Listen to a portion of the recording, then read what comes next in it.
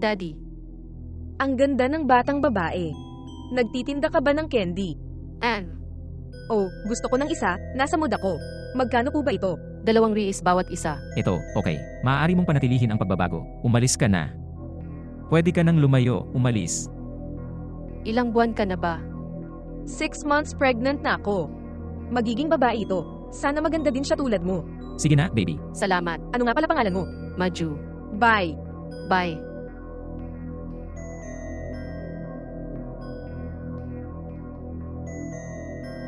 Julia, Ano ba ang ginagawa mo sa babaeng iyon? Julia, uminom ka ba ng meds mo? Oo. Dinadala ka ba ng mommy mo sa psychologist? Bagay ka sa scene, Julia. Hindi ko nakikita ang bagay. Sige, Julia. Ibinigay sa'yo ni Daddy ang bike na ito para magsaya. Hindi ka dapat maglakad mag-isa at hindi delikado. Kaya ngayon wala na. Hayaan mo akong magbigay sa'yo ng ilang pera dito. Narito, oh. Bumili ng gusto mo. Ayoko ng pera mo. Bakit naman hindi? Kasi sasabihin ko kay mommy. At pag uwi ko, sasabihin ko sa kanya at magiging hayop siya sa iyo.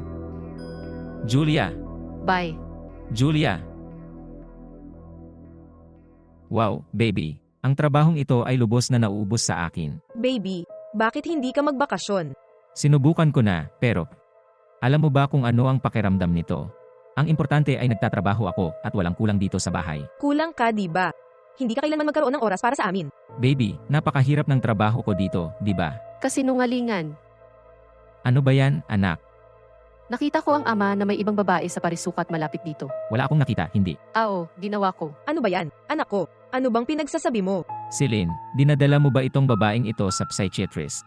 Binibigyan mo ba siya ng meds niya? Nababaliw na siya sa ulo, ha? Diyos ko, si Kayo, huwag mong pag-usapan ng ganyan ang anak natin. These days nakita ko siya na nagtitinda ng candy doon sa plaza. Pero para lang masaya. Damn, ito ay sa harap. Pero delikado na iwan siyang mag-isa sa paligid. Pero never kang may time na makipaglaro sa kanya. Ano kaya ang gagawin niya? Ayoko na siya mag-isa. At isa pa, ngayon ay may mga pinapanood siya ngayon. Sinasabing may kasama akong iba. Ang loko ng babaeng ito, wala siyang nakitang bagay, no? Pwede naman katrabaho. Anak na babae, di ba katrabaho niya? Siyempre hindi. Hindi naman. Wow, Kayo, pero ganoon kasigurado ang kanyang pagsasalita. Baliw ka, wala kang makita. At kasalanan mo na hindi mo siya binibigyan ng gamot. Baby, ako ay oo. Kaya magkano kaya ang psychiatrist hiniling na suspendihin ang gamot? Ang galing niya. Hindi. Nakikita niya ang mga bagay at kung gaano siya kahusay. Sana po ay, huwag ka magsalita ng ganyan sa harap niya. Kaya alagaan mo siya.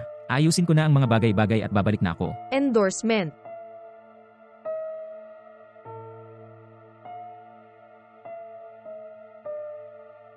Baby, may bibilhin ako at babalik na ako, okay?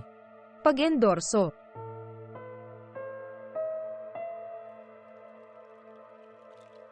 Hi, kamusta na po kayo? Okay. Ako ang ina ng batang iyon na nagtitinda ng candy. Ngayon hindi siya makapunta, kaya ako ay dumating upang dalhin ito sa iyo. Oh yes, lagi akong bumibili sa kanya. Oo nga, buntis ka ba? Oo nga, 6 na buwan na ako. Oh, at alam mo na ba ang sex? Oo nga, magiging babae na. Hopefully maging maganda at magalang din siya tulad ng sa iyo. Hoy, ang sweet nito. How cute, alam na niya kung ano ang gusto ko. Ay, pag-ibig. Ito na nga. Ito ang aking asawa. At yan ang nanay ng batang babae na lagi kong binibili ng candy. Ay, Julia. What a coincidence, ang pangalan din ng anak ko ay Julia. Oo, ang sa akin ay. Dahil iyon sa biyenan ko. Seryoso, ang akin din. Ang pangalan ng biyenan ko ay Julia, iginiit ng asawa ko. Oh, oo. Papasok na ako sa loob para makapagpahinga ng konti. Okay na baby. Ito, ang candy money. Sa wakas ay papatayin ko na ang aking hangarin.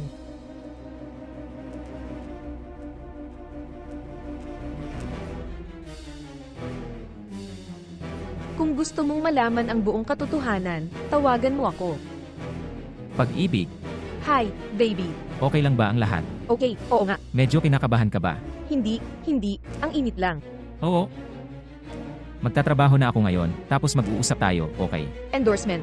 Sige na, good job.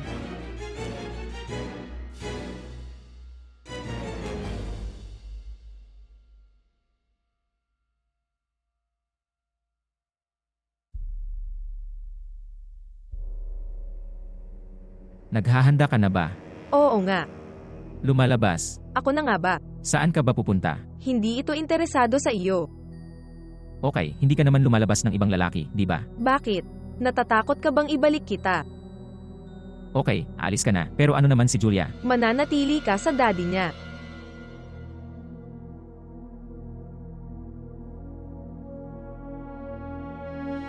Celine. Sinundan kita dito dahil kailangan ko ng excuse mo sa akin. Naisip mo na ito dati. Ang nangyari ay isang pakikipagsapalaran lamang. Pakikipagsapalaran? So ibig mong sabihin naging adventure ang anak namin para sa iyo.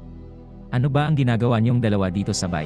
Ito ay para igalang mo ang dalawang babaeng naniwala sa iyo. At igalang ang iyong dalawang anak na babae. Kailangan ko kayong dalawa para patawarin ako. Walang magpapatawad sa iyo. Dadalhin ko na ang baby na ito. Wala akong pakialam. Magkakaroon ka ng isang kamay sa harap at isa sa likod. Ngunit sino rin ang magiging ikaw kung wala ako? Sapat na pagdodoble, kayo. Napag-alaman na natin ang lahat. Kukunin niya ang kumpanya at ako ang magbabantay sa bahay namin. Hindi ka magkakaroon ng lakas ng loob na gawin yon sa akin. Nagawa na natin ito. Nakausap na namin ang aming mga abogado. At nag-file na ako ng divorce. Ang tanging koneksyon namin ay magiging anak namin. Celine, mag-usap tayo. Wala na tayong ibang pag-uusapan. Sige na, Marcia, Huwag mo akong hawakan.